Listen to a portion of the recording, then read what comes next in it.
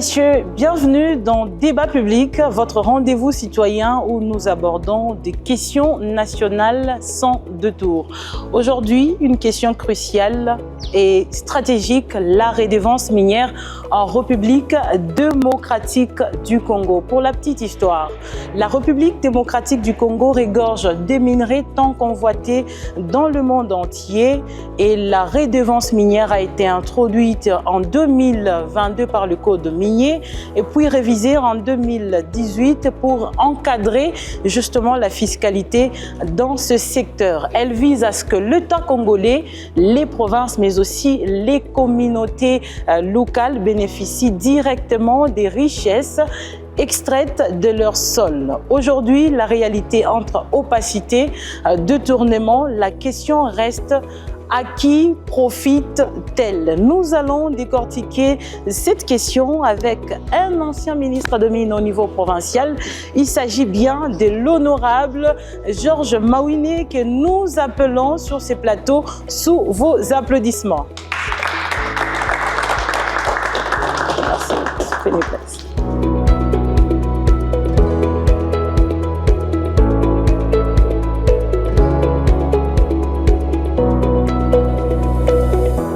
Honorable, comment vous allez? Ça va très bien. Et la vie politique, ça va? Oui, ça. D'accord. Aujourd'hui, comme nous l'avons annoncé dans l'introduction, la redevance minière, voilà la question qui nous réunit. Le public qui est face à vous aujourd'hui veut savoir à qui profite-t-elle. Aujourd'hui, vous avez été dans les mines, vous avez été dans ces secteurs. Quelle est l'évaluation d'abord d'emblée que vous pouvez faire sur la redevance minière en général? Merci beaucoup, madame. Je crois que c'est vraiment un honneur pour moi d'être reçu sur cet espace que je trouve très beau. Merci. Et aussi une joie pour moi parce que je vois nos amis qui se sont déplacés pour venir interagir avec nous sur cette question. C'est ça la jeunesse. C'est ça le développement d'un pays. C'est-à-dire certaines questions cruciales et sensibles nécessite des informations. Voilà pourquoi je dois, avec tous les respects, remercier les gens qui se sont déplacés parce que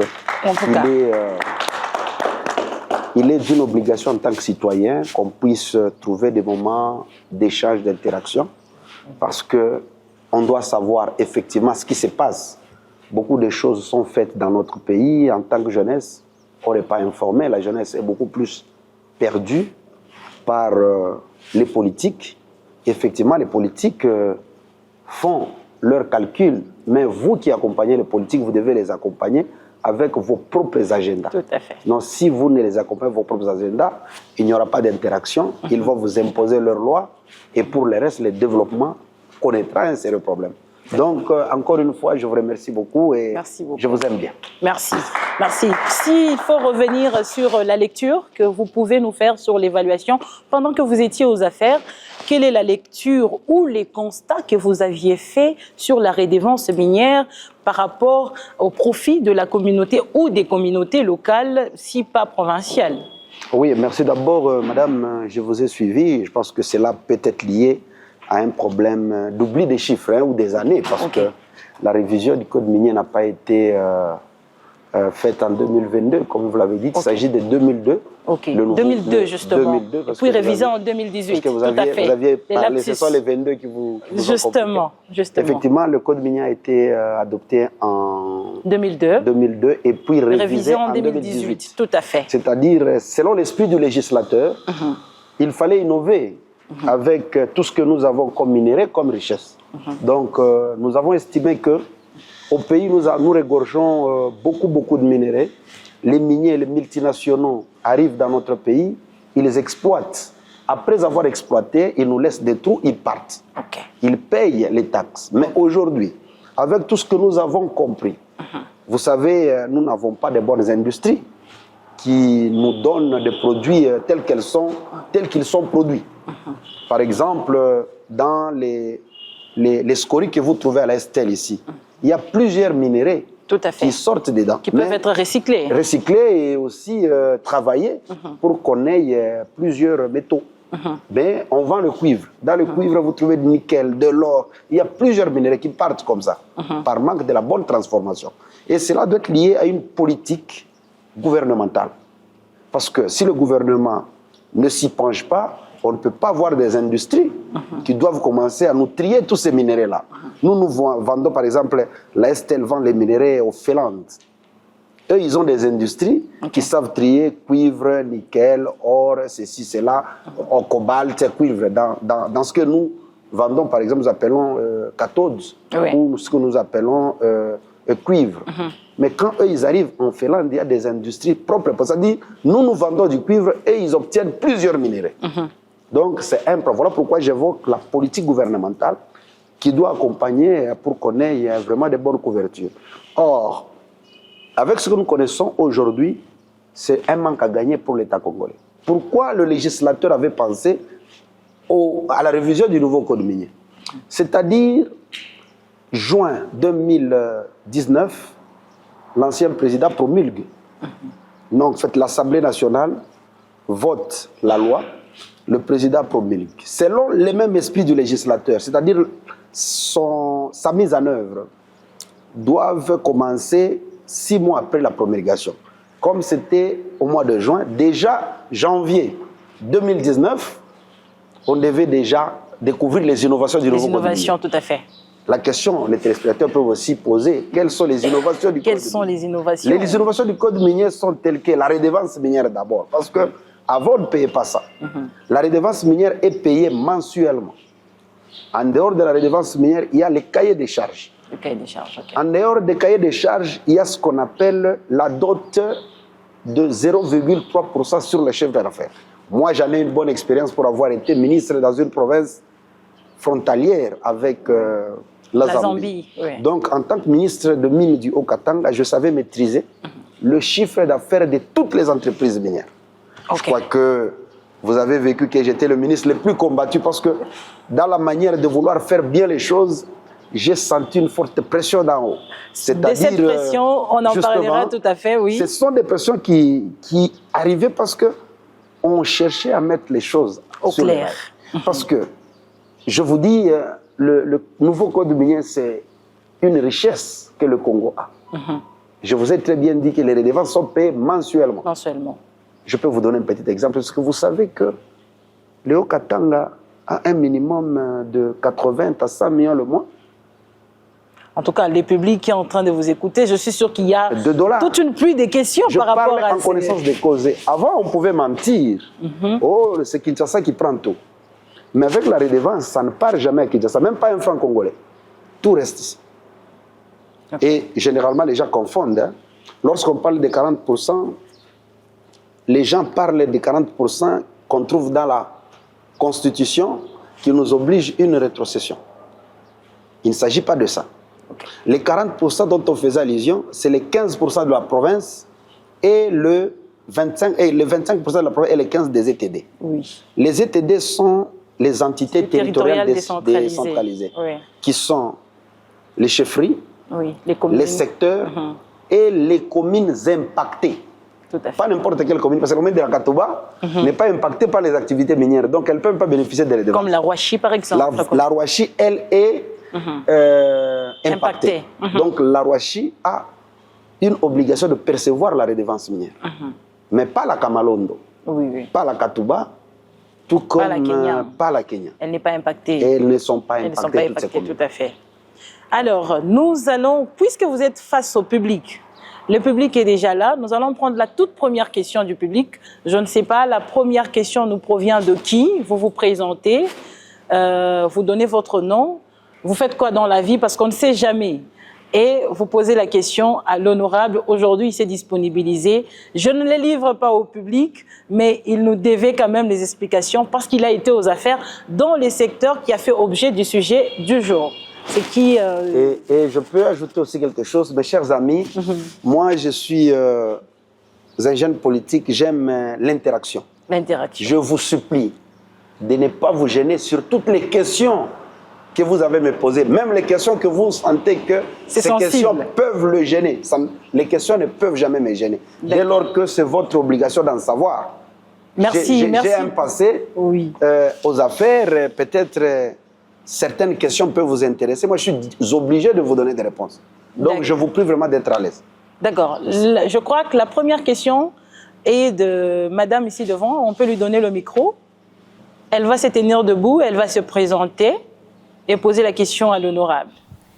L'honorable, bonjour. Bonjour. Je suis madame Ferrouzi, acteur politique aussi, comme vous. Et en même temps, je suis aussi dans les business.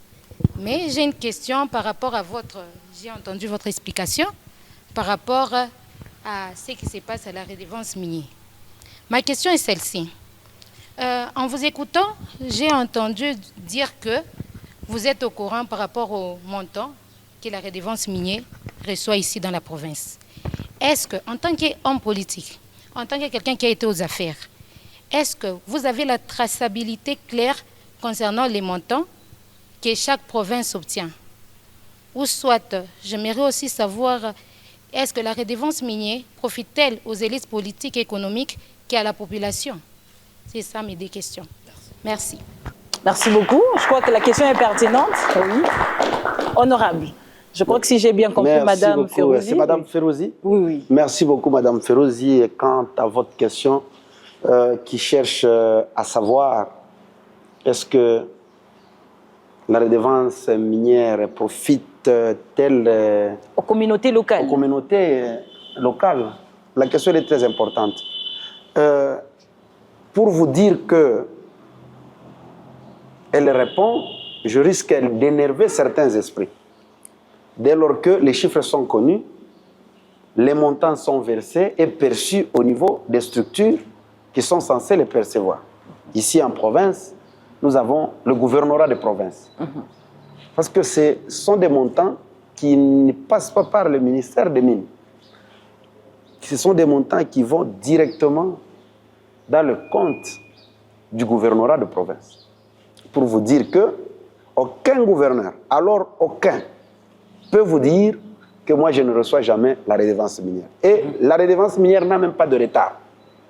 Si elle profite réellement aux communautés impactées, je dois commencer par faire une évaluation avec vous, avec des exemples précis. Palpables. Par exemple, j'ai dit, ça a profité dans le Haut-Katanga où nous avons la route de Moulongo à la Katouba, qui n'a pas de nom. Mais cette route qui est en délabrement très avancé. C'est juste un petit exemple que je donne. Parce que vous m'aviez posé votre question, vous avez une obligation d'avoir des réponses. Moi, je peux dire que ça ne profite pas. Je parle des chiffres. Vous avez posé aussi la question des chiffres. Oui. En tant que ministre des Mines, je vous dis, quand on verse, ça ne passe pas par le ministère des Mines. Ça passe directement au gouvernorat. Maintenant, moi, je veux savoir comment que la province tel mois a eu autant. Je connais le prix du LME, les prix des produits miniers sur le marché, à l'occurrence le cuivre et le cobalt que nous exportons dans le Haut-Katanga. Je sais par exemple, une tonne de cobalt est à 45 000 $ la tonne. Une tonne de cuivre, 12 000 $ la tonne. Quand je signe les exportations de telle société X, parce que les produits miniers, on ne les vend pas ici, on les vend à l'extérieur. Pour que ça quitte le territoire national, ça doit passer par le ministère des Mines. Le ministre doit savoir telle société a exporté telle quantité. Et moi, je savais en appliquer la rigueur. Vous ne pouvez pas exporter 27 000 de tonnes et vous venez déclarer chez moi 11 000. Ça ne passe pas. Comme je voulais en savoir plus et comme je maîtrisais aussi les chiffres, comment dirais-je, les prix du LM et les prix des marchés des produits sur le marché, c'est facile. Vous, ensemble avec moi, avions été à l'école, n'est-ce pas? Nous savons comment on calcule un chiffre d'affaires d'une société. Dès lors qu'on connaît le prix sur le marché et les quantités exportées, directement, vous avez le chiffre d'affaires d'une entreprise. Voilà pourquoi quand je vous parle des montants, je pèse mes mots. C'est un calcul qu'on dit calcul simple. Vous avez exporté 20 000 tonnes. 20 000 tonnes du cuivre. Le prix du cobalt et le prix du cuivre, c'est 12 000 $ la tonne. Vous faites 12 000 fois nombre des tonnages exportés, n'est-ce pas, vous avez le chiffre d'affaires. Tout à fait. Et c'est très simple.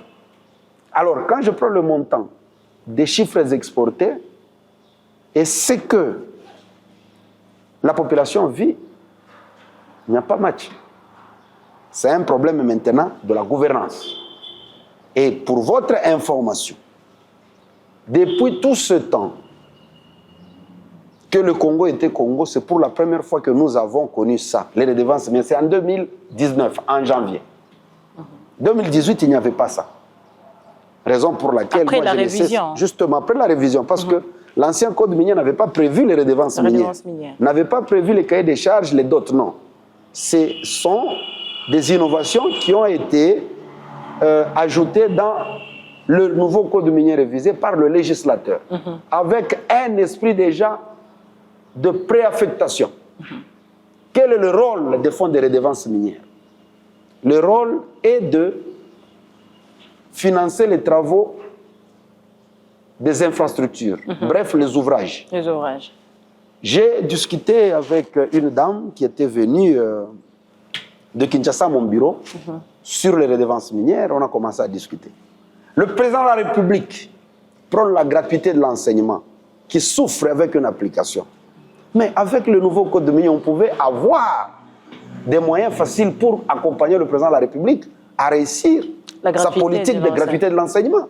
Parce que vous ne pouvez pas promouvoir la gratuité de l'enseignement dans une ville où il y a des écoles avec des enseignants qui ne sont pas payés. Qui est cet enseignant-là acceptera de donner cours aux enfants gratuitement. Voilà les difficultés que la gratuité de l'enseignement a aujourd'hui. Et par contre, nous, en tant que ministre et gouverneur, vous voyez le président de la République présenter son programme du gouvernement. Chacun, en ce qui le concerne, doit se mettre à tirer ce qu'il doit tirer. Par exemple, le chef de l'État a parlé de la gratuité de l'enseignement. Moi, en tant que ministre des Mines, j'accompagne les communautés impactées avec les cahiers des charges. Est-ce que vous ne pouvez pas mettre aussi les salaires des enseignants, par exemple? Vous ne pouvez pas financer les écoles. Ici, moi, je suis un natif de Lubumbashi. Il y a, quand vous arrivez à la SNSA, la GECAMIN, il y a des écoles abandonnées. Les écoles abandonnées. Vous avez Kanyamakase, c'est ici. Mais les services nationaux peuvent nous produire des bancs. On met dans des écoles qui ne sont pas utilisées et nous avons des cadres comme infrastructure et l'argent des redevances ou l'argent des cahiers des charges, soit des dots. Parce que dots, redevances minières et cahiers des charges, tout doit aller dans les ouvrages. Donc, il y a eu possibilité de pouvoir accompagner cette politique. Manque de stratégie et de la bonne gouvernance. Voilà pourquoi j'ai dit, je ne peux pas affirmer que l'argent des redevances minières profite à la communauté ou aux communautés locales. Ou aux communautés. D'accord. Et là, ça ne va pas. Donc, ma réponse doit être très claire, madame. Il y a un petit souci là-dessus. Un souci ou un grand souci? Un grand souci. Un grand souci. Pour être plus clair. Hein? Vous savez, on est dans les politiques. Quand je dis un petit souci, l'assistance oblige un grand souci. Je dois l'avouer que ce souci est grand. Vraiment. Merci. Alors, si on peut applaudir, oui. On va prendre une deuxième question, puis une troisième question ici devant. Nous allons prendre madame juste là. Le micro, s'il vous plaît. D'accord. Elle va se présenter et poser la question à l'honorable. Je me nomme Rachel Bouni-Chabani. Je suis Madame Rachel coordonnatrice Chabani. adjointe de Congo Virtuose et je suis également slameuse. Je signale que Congo Virtuose, c'est une ASBEL qui est d'ailleurs venue nous accompagner dans cette émission et voulait participer à cette émission. Super. Pour écouter l'honorable. Et elle a... Vous avez dit, vous avez quel titre? Je suis coordonnatrice adjointe. Coordonnatrice adjointe, d'accord. Merci. Mes questions sont celles-ci. Comment les fonds destinés au développement local sont réellement utilisés? Et je mets un point sur réellement utilisés. Vous avez donné un petit exemple. Vous avez dit que votre exemple était simple. Et dans cette simplicité-là, j'aimerais que vous puissiez plus développer afin de répondre à ma première question. Et la deuxième est celle-ci. Existe-t-il de moyens de garantir que les entreprises minières respectent leurs obligations? Après cette question, il y a toujours la question que madame a posée. Les minerais congolais, Les minerais congolais profitent aux Congolais ou soit aux étrangers. Et pourquoi est-ce qu'on ne parle pas trop de minerais, on ne parle pas trop des carrières dans les écoles et on se dit que c'est le travail des petits, soit des personnes qui ne sont pas intéressées, de moindres. C'est ça le mot qu'on nous dit dans nos écoles. Pourquoi est-ce que vous ne mettez pas un point sur ça? Parce que c'est une richesse chez nous. Pourquoi ne pas développer ça avec d'abord les Congolais?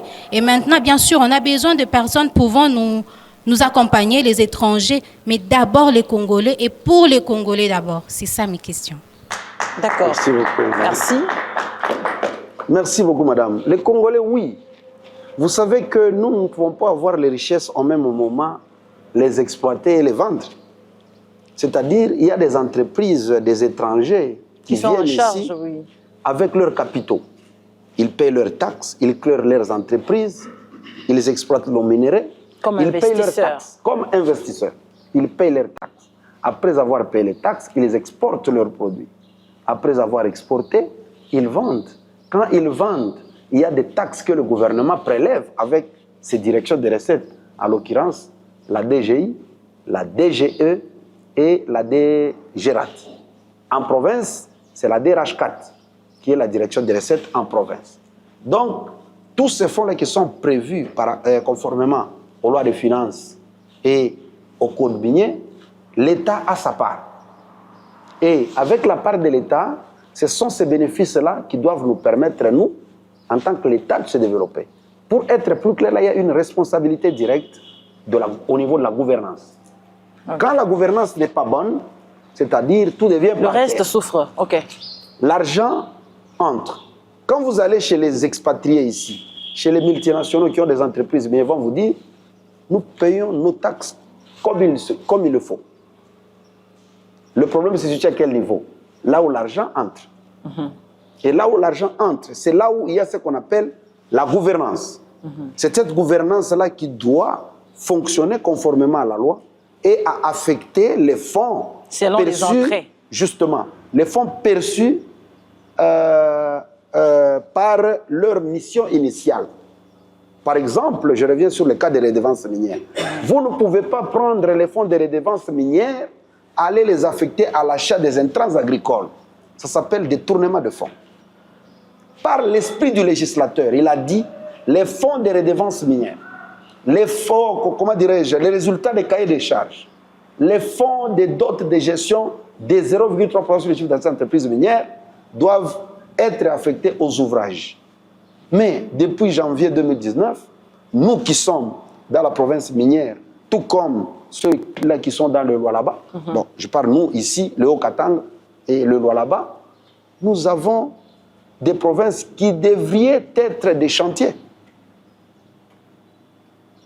Les provinces devaient connaître des chantiers partout.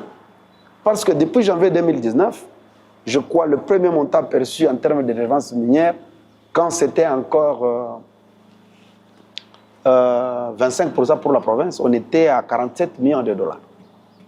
Mensuellement ou annuellement? Non, mensuellement, donc annuellement. En 2019. Ok. Au-delà de 44 millions de dollars. Et maintenant, là, nous nageons vers les 80-100 l'année. Si vous faites un calcul très simple, la province ne manque pas dans 5 ans près de 500 millions de dollars. Pas dire, oh non, Kinshasa a pris, Kinshasa ne sait pas nous rétrocéder. Qui devait mettre la province en développement continu. Ça, je vous dis, et ça, c'est une sommation directe entre le 25 de la province et les 15 des ETD. Parce que les ETD que je viens d'évoquer sont les ETD du Haut-Katanga. C'est-à-dire, les ETD prennent 15, la province prend 25. Quand vous faites 25 plus 15, vous êtes directement à 50% et à 40%. Et les 40% là, c'est pour rien que pour la province. Et quand vous faites la sommation des 40%, au mois de janvier, vers l'année 19, on était à 44-45 millions de dollars. Wow. Je ne dis pas 1000, des millions de dollars. En tout cas, il y a à boire et à manger. Avec ces millions de dollars, le législateur vous dit, vous devez affecter ça aux ouvrages. Quand l'avenir, comment dirais-je, L'avenue là qui est derrière la faculté, la Polytechnique. Quand elle n'est pas asphaltée, on se pose des questions. Mais pourquoi? Parce que l'argent pour ça existe. L'avenue qui mène vers le CRA-usine. Justement. Nous allons prendre une question de la dame qui avait demandé, puis nous allons prendre d'autres questions, tout en sachant que nous allons écouter nos questions, nous courons derrière le temps. Okay. Bonjour, monsieur le ministre. Moi, c'est Rosalie Maroy. Apparemment, vous avez répondu à ma question d'une manière indirecte. Ça ne sert plus à rien de poser la question. Ok. Par rapport à qui profitent oui. les communautés locales. D'accord. Nous allons prendre une question à ce niveau. Nous allons prendre à ce niveau. Monsieur va se présenter et poser directement la question au ministre. Eli Kabongo, jeune citoyen et patriote congolais. Tout à fait. Également membre du Congo Virtuous. Alors, ma question sera posée de manière suivante. Monsieur Georges, quel était votre rapport au service de la province? Pendant qu'il était ministre Pendant de qu'il était Mines. ministre, exactement. Et une autre question, c'est que vous avez parlé de combat. Vous avez dit j'étais un ministre le plus combattu et tout. Nous comprenons qu'il y a un point d'antagonisme que vous ne voulez pas de vous avouer. Désolé. Et quelle était la politique que vous avez apportée lorsque vous étiez ministre pour apporter les changements? Voilà ma question. Merci beaucoup. Merci C'est beaucoup. comment encore le nom? Eli Kabongo. Merci beaucoup, mon ami Eli. La question elle est très importante parce qu'elle revient toujours, beaucoup me la posent même dans différents groupes WhatsApp où nous assistons et dans différents Mais échanges. oui, qu'est-ce que l'honorable Georges Mawine a fait pour changer les M. Mawine, choses? aujourd'hui, il parle, il lui peut devenir un modèle pour nous parler des Qu'est-ce choses. qu'il a Quand il fait? était aux affaires, qu'est-ce qu'ils avaient fait? Ce sont des questions importantes. Moi, je te remercie beaucoup pour ça parce que je dois encore répéter avec les mêmes réponses devant l'Assemblée qui est devant moi. En fait, moi d'abord, en tant que ministre provincial de Mines, je ne pouvais pas entrer au gouvernement avec ma politique. Parce que la politique que nous avons en province, c'est la politique du gouverneur qui est le chef du gouvernement provincial. Et représentant du chef de l'État. En dehors d'être représentant, il est le chef du gouvernement provincial. Moi, en tant que membre du gouvernement provincial, ministre sectoriel, je dois absolument appliquer la politique du gouverneur dans la province. Vous savez, quand un gouverneur est investi, une fois il prend ses fonctions, il entre en fonction, il voit le président de l'Assemblée provinciale qui le reçoit en privé et puis quelques heures après en plénière. Parce que c'est la plénière qui est au-dessus même du bureau de l'Assemblée provinciale. L'Assemblée provinciale est l'organe de contrôle de l'exécutif. L'Assemblée provinciale est l'autorité budgétaire de l'exécutif en province. C'est l'organe qui est censé contrôler le travail du gouvernement provincial. C'est-à-dire, le gouverneur, une fois en fonction, il présente son programme du gouvernement auprès des honorables députés à l'Assemblée provinciale. Lorsqu'il va là-bas, c'est ce discours-là que tous les membres du gouvernement doivent se servir et adopter pour appliquer ce que le gouverneur a présenté devant les députés. Dans le secteur de l'économie, je ferai ça. Dans le secteur des mines, je ferai ça. Dans le secteur de l'agriculture, je ferai ça. Dans le secteur de la santé, je ferai ça. Et moi, quand j'ai été nommé ministre provincial des mines en province, j'ai commencé par demander le programme du gouverneur auprès des honorables députés. Qu'est-ce qu'on a prévu? J'ai pris tous les éléments que le gouverneur a prévus, j'ai mis dans mon plan d'action. En dehors de ça, je me suis dit, en tant que ministre provincial des mines, quel est le rôle que j'aurais à jouer en province? Directement, je suis tombé sur le nouveau code minier, où on parle de redevance. Promulgué en 2018, le législateur dit ceci. 6 mois après la promulgation du nouveau code minier, tout détenteur de droits miniers doit signer le cahier des charges avec les communautés impactées. Je dis bien 6 mois après. Moi, je donne mon exemple parce que moi, j'ai été nommé en mars 2021. Prenez l'écart entre 2019 janvier et mars 2021. Regardez l'écart. aucune société minière n'a signé un cahier des charges ici en Afrique. Aucune. Et c'est moi qui ai été le tout premier ministre provincial des mines à faire signer les cahiers des charges entre les sociétés minières et les communautés. Et ce que vous dites est vérifiable? Personne, parce qu'aucun ministre passera me contredire que non, voilà, en dehors du ministre Mawine, j'avais fait signer aussi autant de cahiers des charges. D'accord. Voilà un peu le problème. Pour vous dire que ça s'appelle une innovation. Avant mars 2021, aucun ministre des Mines en province peut venir ici vous dire que j'avais installé autant de structures de dot de 0,3%. Parce que les cahiers des charges, ce sont des comités communs entre la société et les communautés impactées. Même pour les dots, il y a des comités qu'on met, donc des comités bien élus, hein, c'est-à-dire des comités légitimes. Vous, par exemple, vous habitez Kisanga. Quand vous allez dans le quartier Kisanga, là, vous allez trouver la communauté impactée de Kisanga qui présente son cahier des charges que Somika est en train de financer en termes des écoles, les hôpitaux, les intrants agricoles, il y a beaucoup de choses. Somika a même construit un centre de santé là-bas. Donc c'est le comité de développement du quartier Kisanga qui gère ça.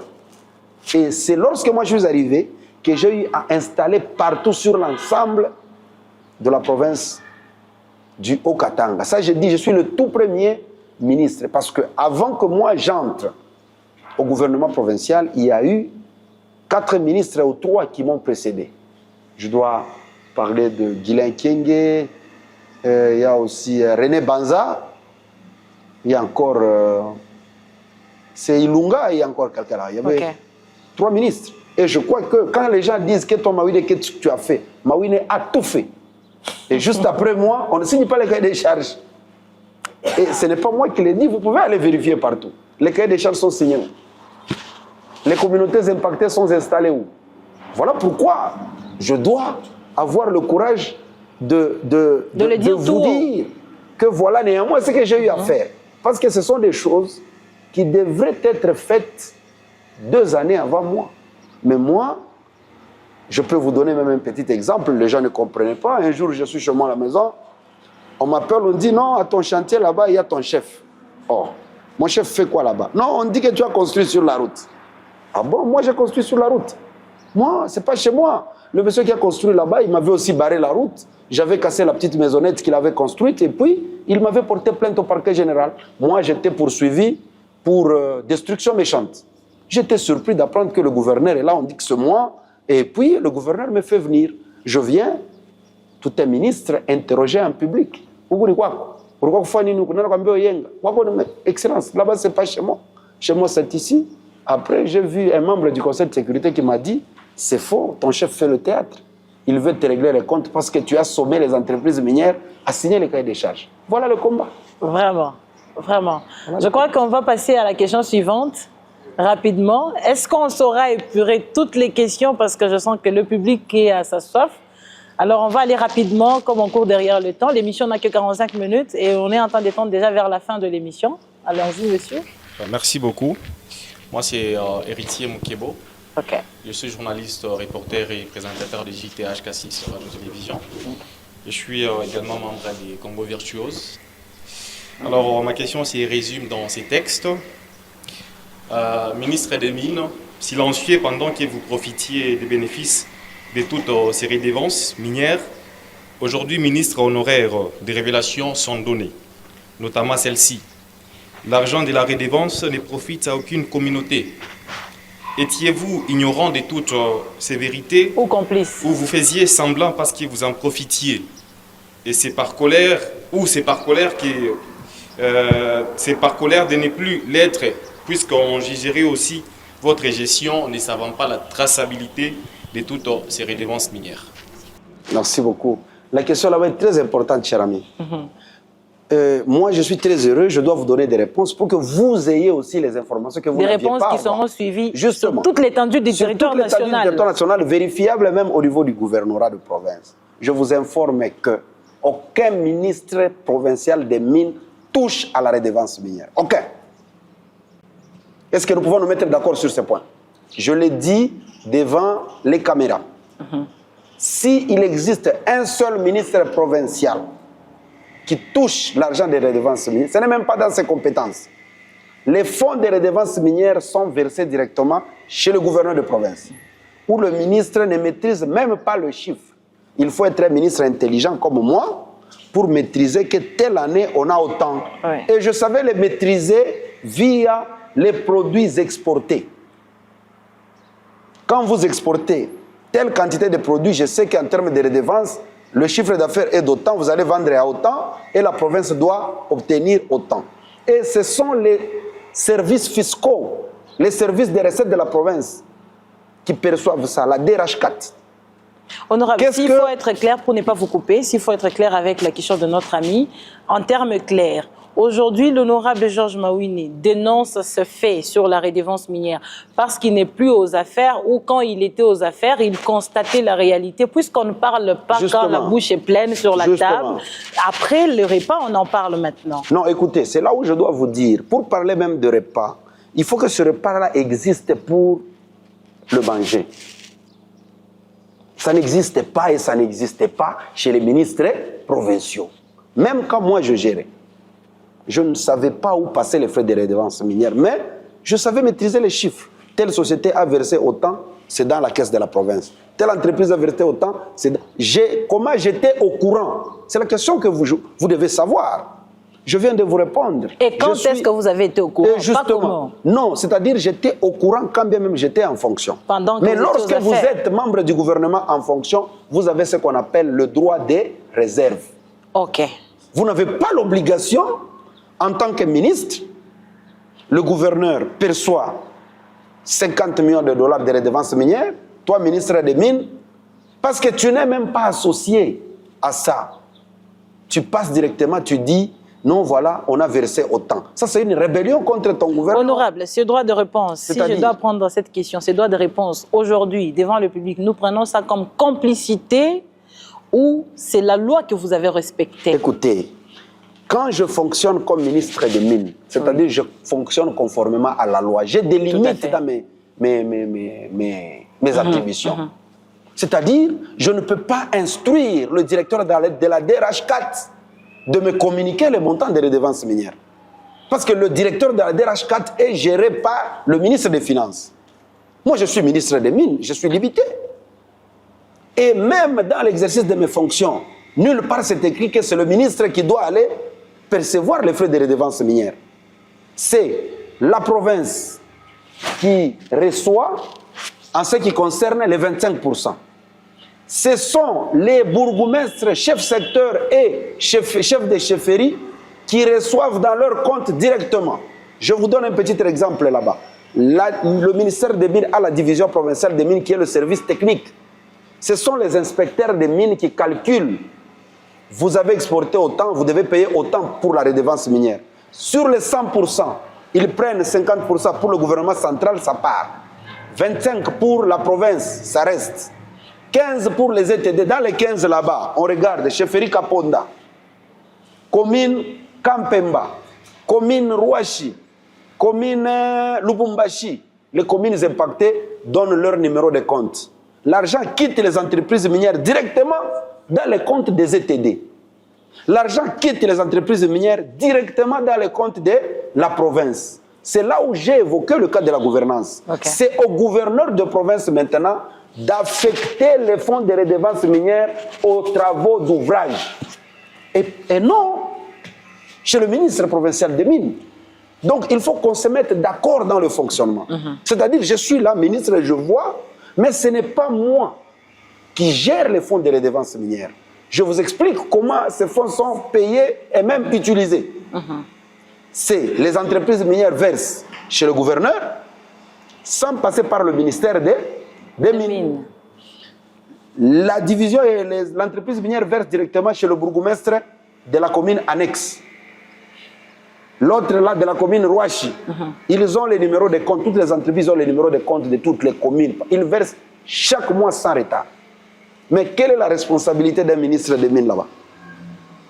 Sa responsabilité, c'est sur à quel niveau? Je préfère, avec cet échange, que vous puissiez me dire, non, voilà, votre responsabilité à tel niveau, parce que c'est parce que vous ne... C'est-à-dire, même si je revenais au ministère des Mines, je ne vais pas toucher à ça. La situation ne va pas changer. Ce que nous devons demander, c'est la bonne gouvernance au niveau du chef de l'exécutif provincial. Parce que les ministres provinciaux, ils ne gèrent pas leur budget. Seul le gouverneur est l'ordonnateur principal des dépenses. Et surtout dans une province comme la nôtre, où je n'ai pas eu à toucher plus de 2000 $ après 3 mois comme fonctionnement. Je n'ai jamais vu ça. Vraiment. Nous allons prendre deux dernières questions. Nous allons prendre messieurs juste derrière. Ok, bon, s'il vous plaît, messieurs, comme il a déjà le micro, et puis on revient à vous. Très rapidement, parce que le temps ne nous appartient plus. Monsieur Georges Maui, je tiens à vous saluer, déjà étant que l'un des présidents honoraires du Conseil provincial de la jeunesse du Katanga, parce que moi, monsieur Katamba Mkongo, ici présent, je suis conseiller en charge de la citoyenneté au bureau du Conseil provincial de la jeunesse, où vous êtes passé étant président. Et juste après hier, vous êtes devenu ministre de Mines. Je pense que le débat ce soir, avec le public que nous sommes, est celle de savoir si la redevance minière profite à qui. Vous aviez eu à parler du code minier de 2002, révisité en 2018, révisité en 2022. Non. À part 18, on n'a jamais révisé. De 18, puis il y a eu un décret de 2022. Dans son article 242, on nous parle de à qui devrait profiter le code minier. Vous venez de parler en termes de chiffres. Je pense que ça a déjà été revu en 2022, dans le sens où il y a 44% qui vont au pouvoir central, il y a 25% qui restent ici en province, 14% au niveau des ETD, c'est-à-dire les villes, communes, ainsi de suite, où il y a la redevance minière. Il y a un principe général de droit étant juriste de formation qui prévoit qui peut le plus, peut le moins. Vous avez été ministre de Mines, c'est-à-dire que vous avez la main mise sur tout ce qui s'est passé dans le mine ici, dans le Haut-Katanga. Il y a la Constitution à son article 24 qui vous donne le droit à l'information. Mais ici, dans vos différents rebondissements, vous prétendez n'avoir pas eu droit à l'information. Tandis que nous avons l'ordonnance plutôt, numéro 22/03 du 7 janvier 2022, fixant les attributions des ministères, qui vous attribue à vous étant ministre de Mines, de mettre en place votre politique étant ministre de Mines. En dehors de cela, nous avons des préoccupations. Ces préoccupations se situent au niveau d'abord du débat de ce soir. Ce débat de ce soir est un mea culpa de votre part à la population que vous avez eu à mal gérer, ou est-ce pour vous une façon de laver votre image par rapport au conflit qui vous a opposé entre vous et le gouvernement relativement à votre passage? Telle était la première question, qui a 2 ou 3 volets. On va y aller rapidement, puisque merci bien, madame. C'est très important, parce que monsieur le ministre honoraire Maouine n'avait jamais eu à faire ce qu'il fait aujourd'hui pendant qu'il était au pouvoir. Tandis que nous avons le droit à l'information qui est garanti par la Constitution. D'où la question est de savoir, vous étant ministre, relativement à tous les pépins décriés ici présents, quelles sont les perspectives que vous pouvez mettre en place ou proposer aujourd'hui pour essayer d'améliorer la question de la redevance minière? Hormis cette question, nous avons une autre question. Vous étant ministre de Mines, si on doit évaluer d'une échelle de 1 à 10, quelles sont les réalisations que vous avez eu à proposer, que vous avez eu à mettre en place pour que nous puissions avoir les infrastructures qui est garantie par l'article 242 du Code minier? Donc on peut retenir 3 questions. La première, l'assemblée de ce soir, est-ce pour laver votre image? La deuxième est celle de savoir, vous avez droit à l'information. Pourquoi vous n'avez pas eu accès à cela? La troisième est celle de savoir quels sont les mécanismes que vous mettiez en place, les perspectives que vous pouvez proposer aujourd'hui pour essayer de pallier à toutes les difficultés que vous avez eu à épingler. Je vous remercie. Merci beaucoup, Merci beaucoup. Merci beaucoup, cher ami. Je pense que votre question aussi Elle reste très importante, mais elle connaît des petites difficultés en termes de la bonne maîtrise de ce que vous avez voulu savoir. Je réitère encore ma position pour vous dire, en fait, vous venez d'en parler, que vous êtes juriste. Merci beaucoup. Il faut que vous arriviez aussi à le savoir. Il ne faudra pas, vous êtes juriste et puis vous vous perdez sur certaines choses. En fait, il n'y a jamais eu une troisième révision. Ce que vous parlez de décret. Le décret n'a rien à voir avec La révision. une révision. C'est-à-dire le décret dont vous faites allusion.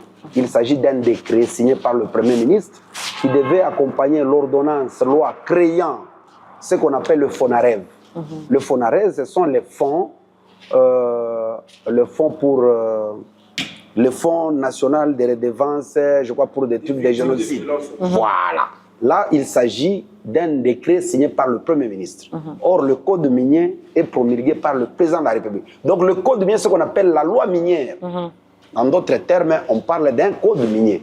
D'où, normalement, on devrait parler de la loi minière. Donc, ce que vous venez d'évoquer, c'est pas ça.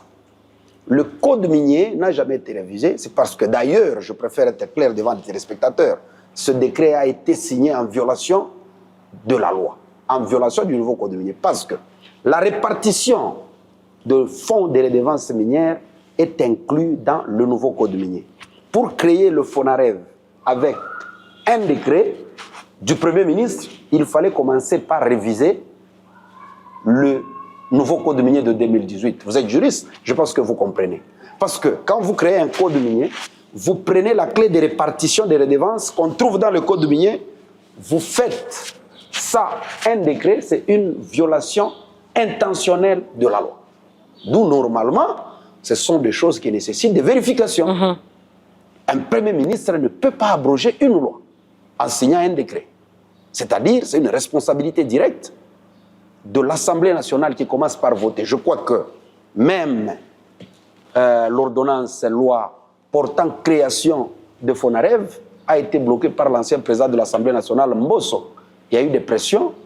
Les députés ont voté ça. C'est-à-dire, cette ordonnance s'est limitée à créer le FONAREV. Maintenant, la mise en application. Et d'ailleurs, je dois profiter pour vous éclairer. Quels sont les outils de financement de FONAREV?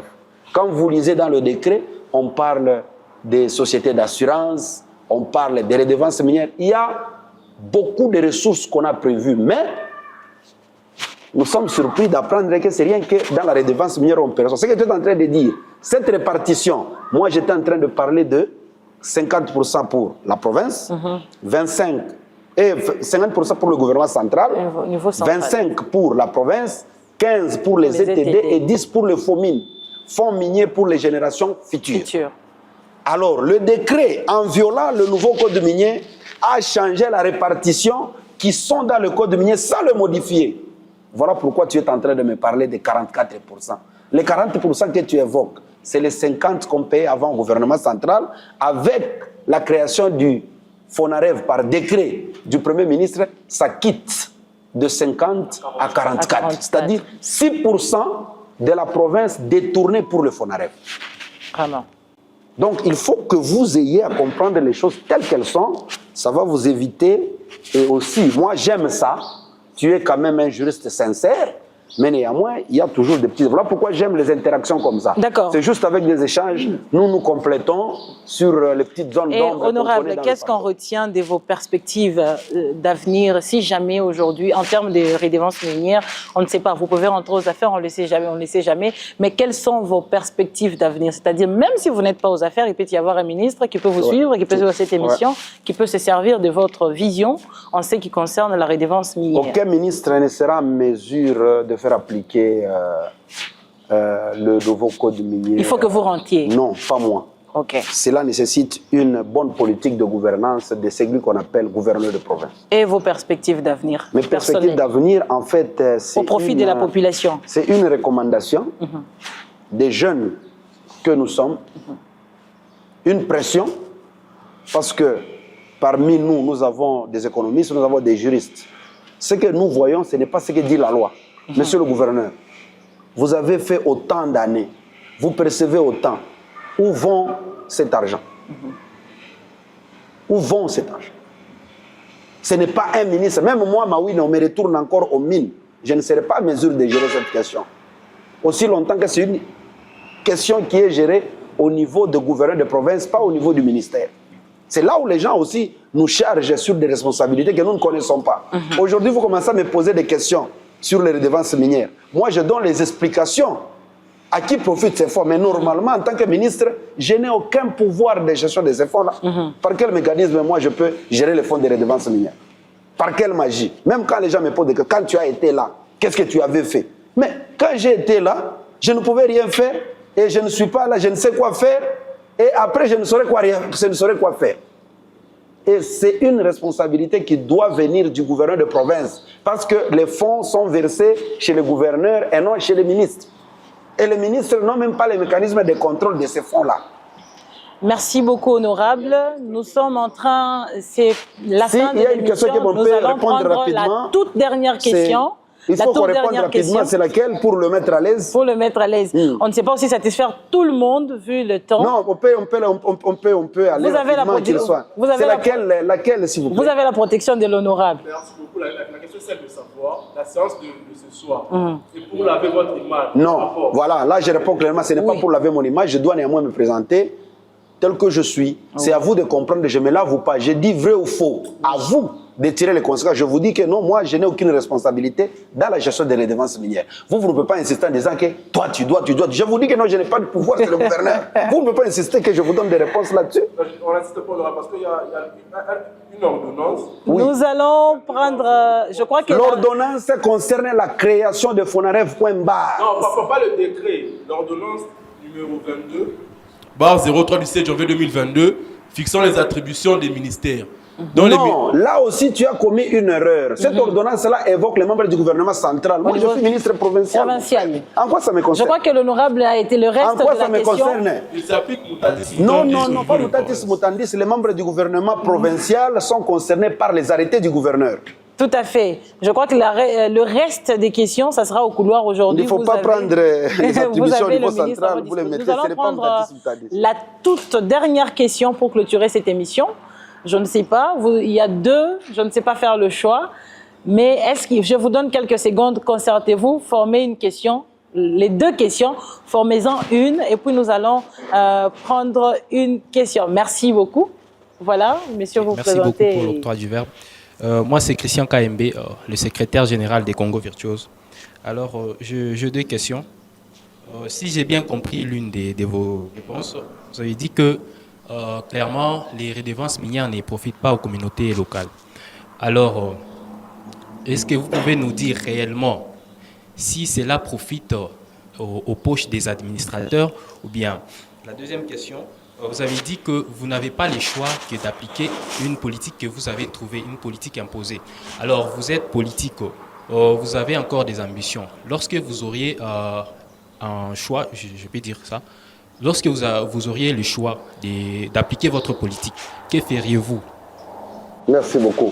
Ce que je ferai, une fois avec les responsabilités de pouvoir gérer ces fonds de redevances minières, j'appliquerai la loi. Parce que vous savez, le code minier est très clair. Les règlements miniers sont très clairs. Nous avons au moins 3 types de règlements, donc 3 feuilletons de règlements miniers. Nous avons 1, 2, 3. Tout est clair.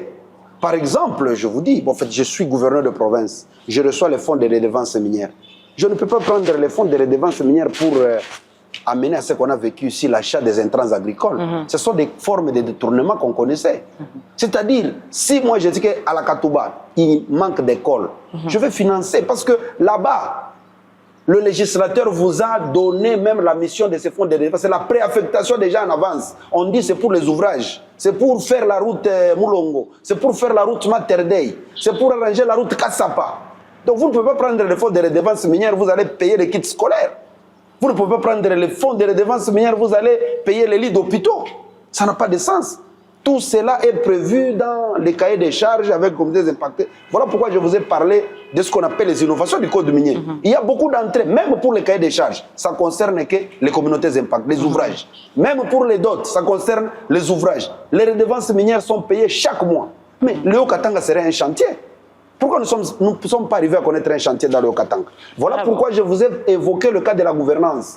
Ce n'est pas une responsabilité. Retenez ceci aujourd'hui. Parce que vous avez été avec un ancien ministre des Mines. Je vous dis, je le répète, même prochainement, quand quelqu'un me posera la question, je vous prie, vous, de répondre à ces gens-là. Mawine nous a dit ceci. Même s'il rentrait il ne va pas gérer les fonds de redevance minière parce que ce sont les fonds qui sont gérés par le gouverneur et non par le ministre provincial des Mines. Et pour votre information, le ministère des Mines a ses attributions au niveau national et au niveau provincial. C'est-à-dire, un ministre provincial, normalement, des Mines, on ne pouvait pas commencer à l'appeler ministre des Mines. On devrait commencer à l'appeler ministre de l'Artisanat. C'est un ministre des Creuseurs. Parce que les grandes responsabilités minières sont réservées au ministre national des Mines. Ici, je ne peux pas vendre un carré minier. Ici, je ne peux pas octroyer des zones d'exploitation artisanale. C'est le ministre national qui signe les arrêtés.